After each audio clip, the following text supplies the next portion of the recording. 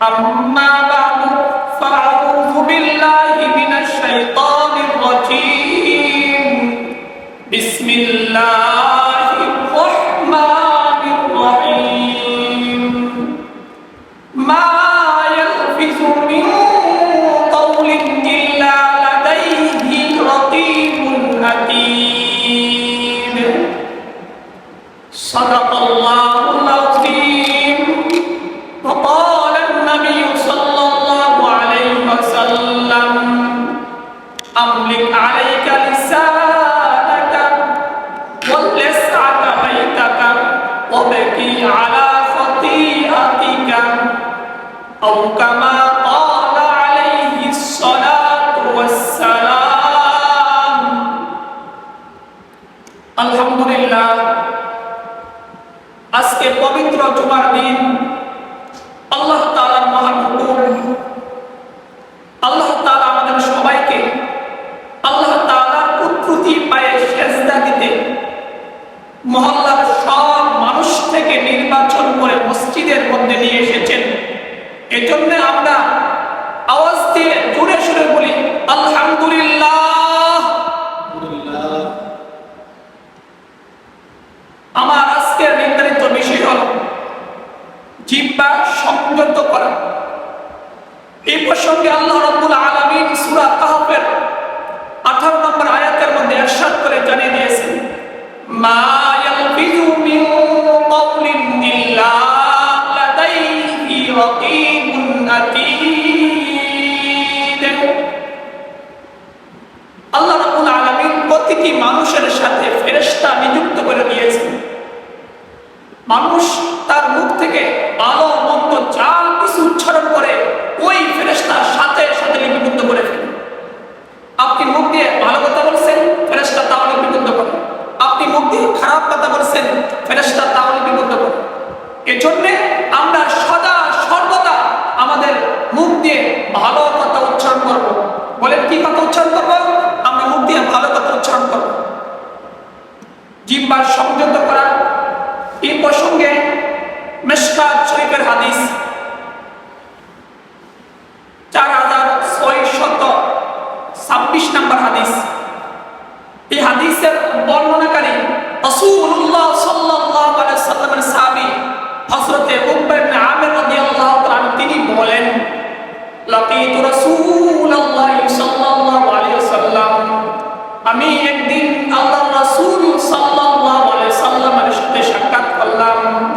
ফাকুলতু মান নাজাত, আমি বললাম, হে আল্লাহর রাসূল, মুক্তির উপায় কি?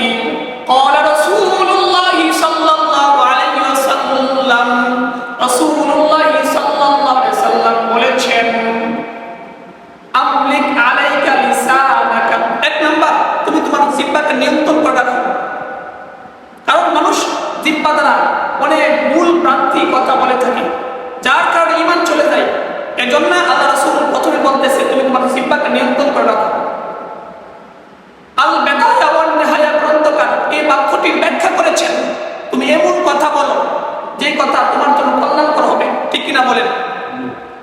এমন কথা বলিও না যে কথা তোমার জন্য অকল্যাণকর হবে। ওয়াল ইসতাকা বাইতাকা, তুমি তোমার ঘরে অবস্থান করো, দিনই কোনো প্রয়োজন ছাড়া ঘর থেকে বের হয় না। নিষ্প্রয়োজনে অনর্থক ঘর থেকে বের হয় না। বেশি বেশি আপনার হালিয়ার সাথে সময় দেন, আপনার পরিবারের সাথে সময় দেন। অযথা বেহুদা অনর্থক সময় ঘর থেকে বের হয়ে নষ্ট করিয়েন না। ওয়াবিকি আলা খতিআতিকা, তুমি তোমার পূর্বকৃত গুনার কারণে আল্লাহ রাব্বুল আলামিনের দরবারে বেশি বেশি কান্না করো। আমাদের জীবনে অনেক গুনাহ রয়েছে, ছোট বড় অনেক ধরনের গুনাহ রয়েছে। আপনি ওই গুনার কারণে আল্লাহ তাআলা দরবারে কান্না করেন।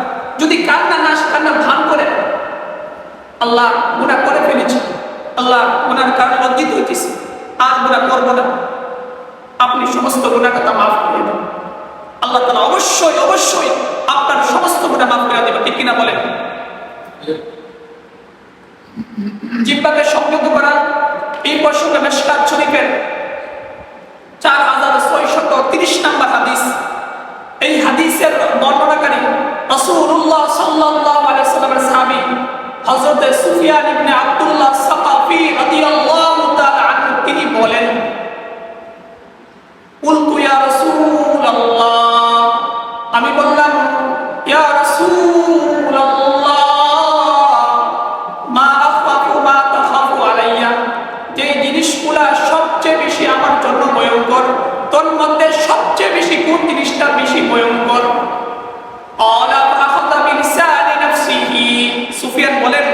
তারপরে আল্লাহ রাসূল সাল্লাল্লাহু আলাইহি সাল্লাম নিজের জিহ্বা টান দিয়ে ধরছেন, ওয়াকাল হাদা, বলতেছে এটা তোমার জন্য সবচেয়ে বেশি ভয়ঙ্কর।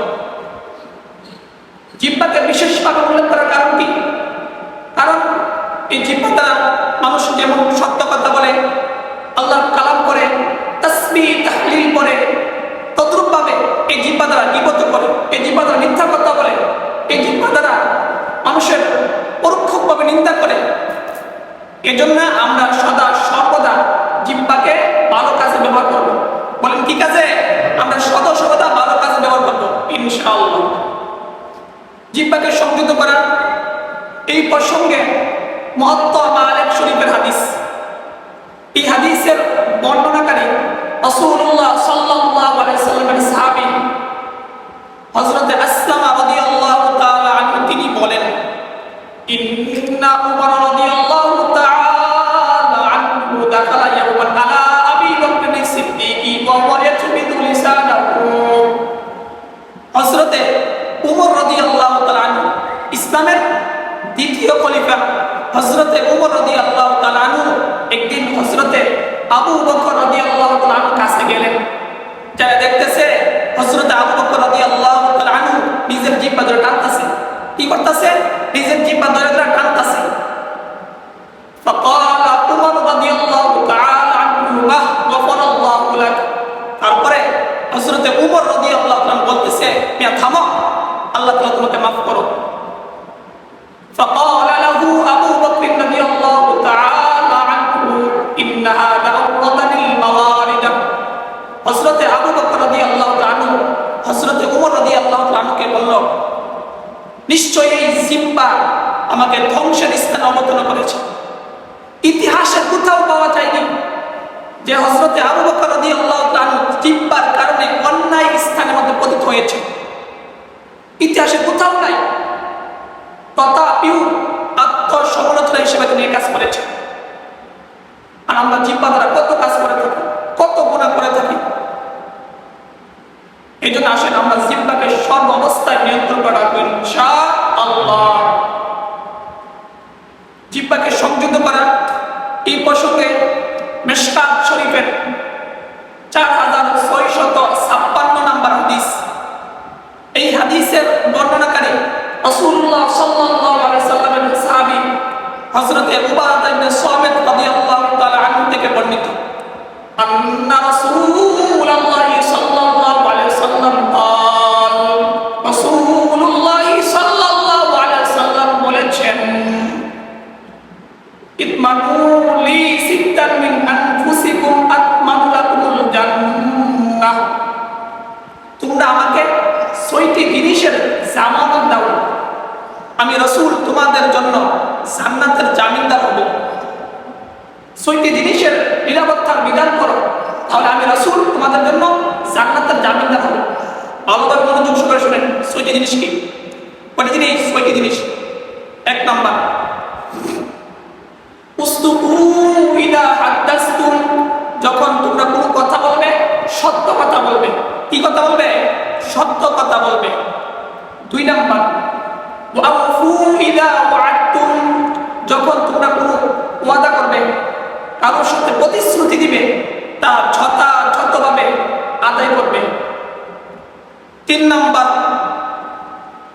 ওয়াদু ইদা তুমিনতুম, যখন তোমার কাছে কেউই কোনো কিছু গচ্ছিত রাখবে, আমানত রাখবে, তা যথাযথভাবে পরিশোধ করবে।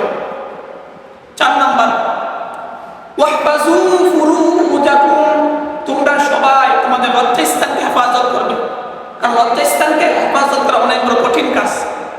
সমস্ত গুনাহ থেকে লজ্জাস্থানকে হেফাজত করবে।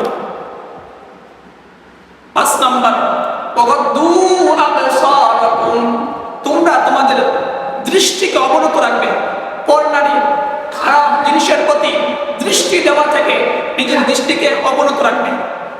6 নাম্বার, ওয়াকুফু আইদিয়াকুম, তোমরা তোমাদের হস্তদ্বয়কে নিজের আয়ত্ত রাখবে, অর্থাৎ উভয় হাতকে নিজের আয়ত্ত রাখবে। কয়টা জিনিস বলছি? 6টা জিনিস। এই 6টা জিনিস আমরা যথাযথভাবে পালন করবো ইনশাআল্লাহ। এই 6টা জিনিস যদি আমরা যথাযথভাবে পালন করতে পারি, আসল কত বড় কথা বলছে,